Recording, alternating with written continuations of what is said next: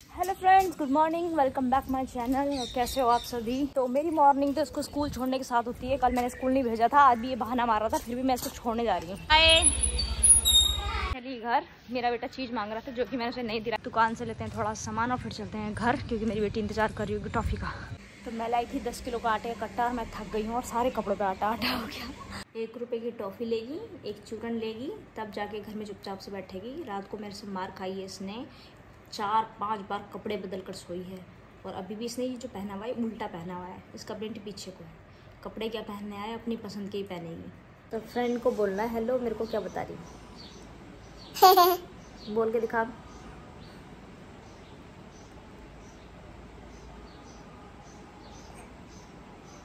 ये क्या हरकत हो रही है। ओ माय गॉड, उसकी जीभ कितनी लंबी है। करिए जरा, नाक को टच कर दिया है।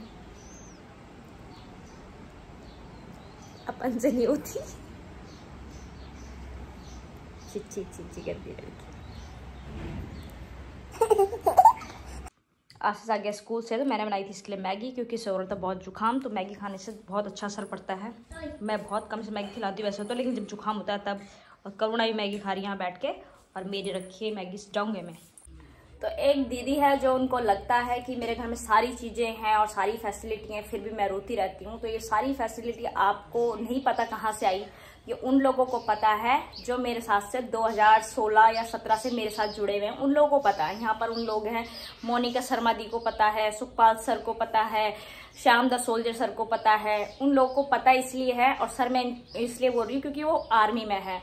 तो वो कुछ लोग तो मेरे घर भी आए हैं, उन सबको पता है कि ये चीज़ें कहाँ से आई है, ठीक है। और उसमें मेरी क्या भूमिका है, मैंने कितनी मेहनत की है, उन सब की बदौलत है। अब सिर्फ नॉर्मल इतना था कि हमको थोड़ा बहुत जो हर आदमी करता है उसको अपनी फैमिली के लिए कमाना था, और बाकी और अरेंज करना था। वो मेरे हस्बैंड कर लेते तो काफ़ी अच्छा रहता, लेकिन मेरे हस्बैंड अभी थोड़ी सी ट्रेजिडी में फंस गए हैं। हमारा 1-1.5 लाख का नुकसान हो गया है, जिस वजह से मेरी जो ज्वेलरी थी वो मेरे को सारी की सारी बेचनी पड़ गई। काफ़ी लोग ऐसा लगता है कि कैसे नौटंकी सा दिखा रही है, ऐसा लग रहा होगा काफ़ी लोगों को। तो ये कंडीशन मात्र मेरी दिसंबर तक खराब है, उसके बाद सब नॉर्मल और सब अच्छा हो जाएगा जैसे चल रहा था।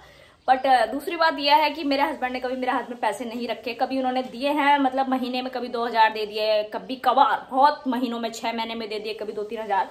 तो ऐसे पैसे दिए उन्होंने, लेकिन ऐसा नहीं कि हस्बैंड ने कमाया सैलरी लाके वाइफ के हाथ में थमा दी। लेकिन जब से उनका 1.5 लाख का लॉस हुआ है, अब वो मेरे को अपनी सैलरी देते हैं। अगले महीने पूरी सैलरी दिए, इस महीने भी काम कर रहे पूरी सैलरी दिए।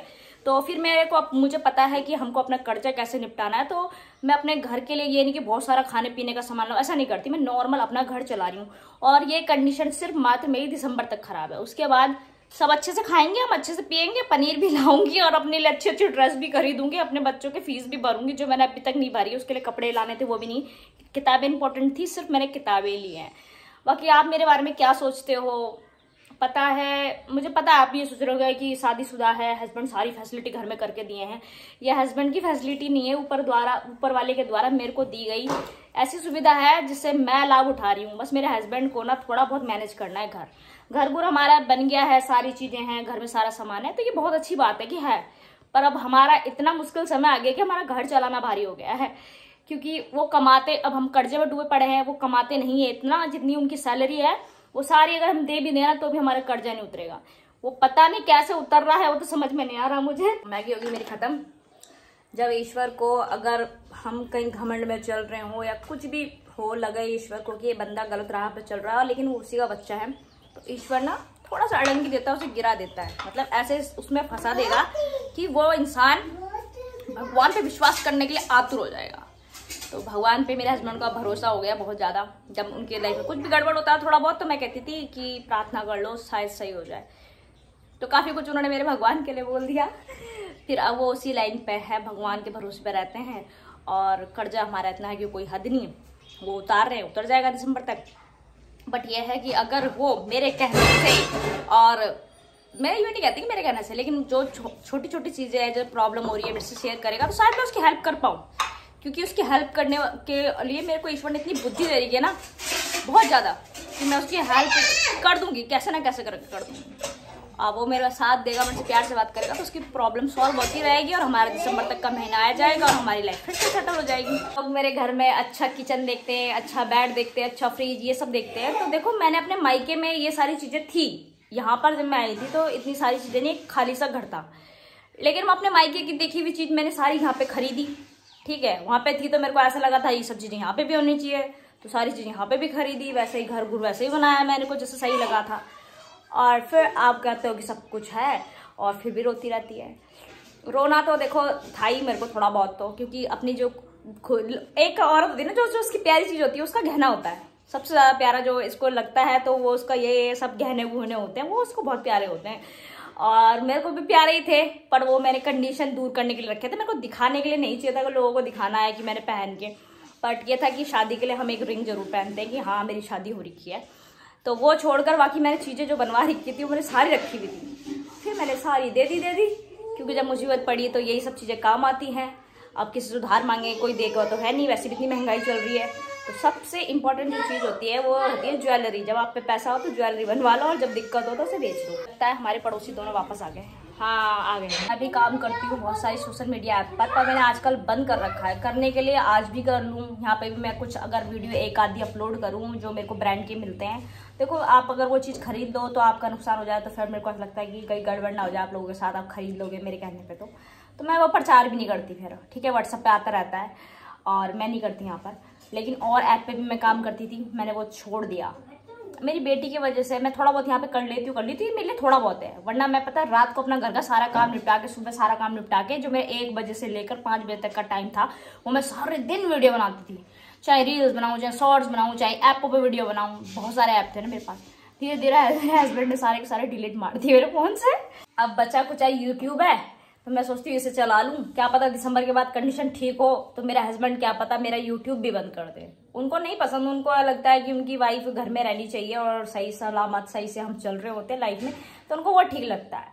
बाकी तो अभी तो कंडीशन खराब है तो चलाने भी देंगे, तो इसलिए मैं चला भी लेती हूँ दिसंबर तक।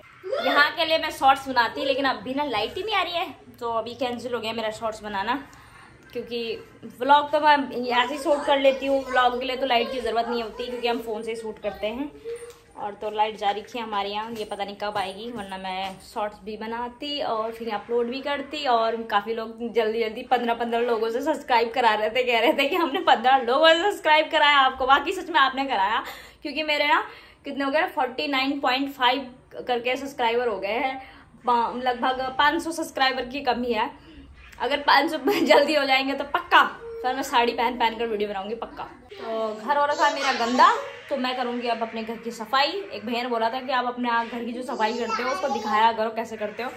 तो अगर मैं वीडियो बनाने लगूंगी ना तो शायद से मैं वीडियो बनाने लगूंगी तो मैं थक जाऊंगी ये सोच कर। मैं सबसे पहले अपनी वो करूंगी मिक्सी साफ, क्योंकि अभी हमने ठीक कराई थी ना तो उसको सफाई नहीं करी, वो मैंने उसमें से निकाली थी बेड में से, फिर ठीक करा ली। मैंने धोने के लिए रखे हैं गुड्डा भी और ये तकिया भी, क्योंकि आजकल धूप अच्छी हो रही है तो इन्हें धो लिया जाए। आजकल मौसम ठंडा होने लग गया ना तो कहीं कहीं बारिश हो रही है, और दुबई में तो कितनी भयंकर बारिश हुई है, देखकर मैं डर ही गई। वहाँ पे लोग ना जो बोट होती है ना वो बोट चला रहे भाई रोडों पे, जो इतना पानी भरा पड़ा है। पिटाई लगाऊंगी पिटाई। ए तो चुप नहीं हो रही तो मिक्सी तो होगी मेरी साफ, और ये बहुत ज्यादा पुरानी मिक्सी थी और ये बेड में से निकाली थी मैंने। पॉलिस्टार की है ये, पॉलिस्टार की। अब वो पंखा साफ करना है, एक अंदर पड़ा है टेबल फैन, वो साफ करना है क्योंकि गर्मियों में वही काम आता है। और ये रखने के लिए मैं अपने हस्बैंड से कह रही थी कि वो मंगा दो एक रैक, मतलब जब उनको चूना लगा था उससे पहले, वो नहीं मंगाया। पर मैंने सोचा है कि मैंने ट्यूशन पढ़ाया बच्ची को, अगर पेमेंट मिलेगी तो मैं यहाँ का रैक ले लूँगी। फिर सोचती हूँ कि अगर वो पैसे मिलेंगे तो टीवी का रिमोट ले लूँगी, 2 में से एक चीज़ मैं लूँगी। तो लाइट तो है नहीं और मैं बाहर बैठ के यहाँ पर सफाई कर रही हूँ। लाइट आएगी तो पानी भरूंगी तब जाके घर का थोड़ा बहुत काम होएगा। और ये फर्श जब मैं धोती हूँ तो धोती हूँ मैं इसको मोटर का पाइप लगा कर यहाँ छोड़ देती हूँ, और जहाँ से वो मेरा बर्तन धोती हूँ वहाँ से जाता है पानी ना, तो वहाँ पे एक हॉल है, वहाँ से चले जाता है सारा पानी जब से धोती हूँ तो काफ़ी लोग कहते हैं आप सफाई कैसे करते हो।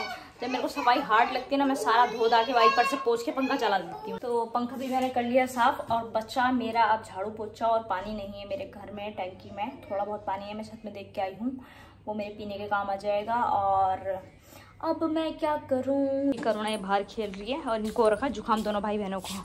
पड़ोसी हमारे आ गए हैं और जिस वजह से आज मेरे बच्चे बाहर ही खेल रहे हैं। हमारे घर के बाहर चल रहा है सफाई अभियान। आश्रम वाले कितना गंद मचाते हैं आश्रम के होके, बदबू आ रही है ऐसा कि पता नहीं कितना टॉयलेट का होगा। ओए ऊपर से फेंक रहे तुम, यहाँ आ गए, भाग जाओ घर जाओ।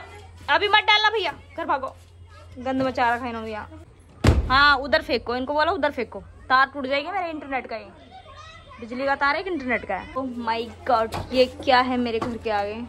एक कहावत याद आई इतने कूड़े को देख के, सड़गल जाए गोत्र न खाए, गोत्र खाए तो कारस जाए, ऐसे कोई एक डायलॉग था। आश्रम में इतनी सारी चीजें होती हैं, यूं नहीं कि लोगों को वो दान दे दें, मतलब यह है कि सड़ा दिया इन्होंने रखा और तुम आश्रम वालों को देते हो और आश्रम वाले सड़ा देते हैं इसको। ना कूड़ा देख के तो दिमाग ही घूम गया मेरा। मैं जा रही थी सफाई करने, पहले मेरे घर के आगे सफाई करो तो ठीक है, पता नहीं ऊपर से पटक रहे हैं, सारा धूल मट्टी घर के अंदर आ रहा है। झाड़ू लगाने के लिए बोला है मैंने इनको, यहाँ पे फेंकने के बाद नहीं फेंकेंगे तो फिर अच्छी बात नहीं होगी। Okay friends, bye bye, like and share my video and subscribe my channel, Tata.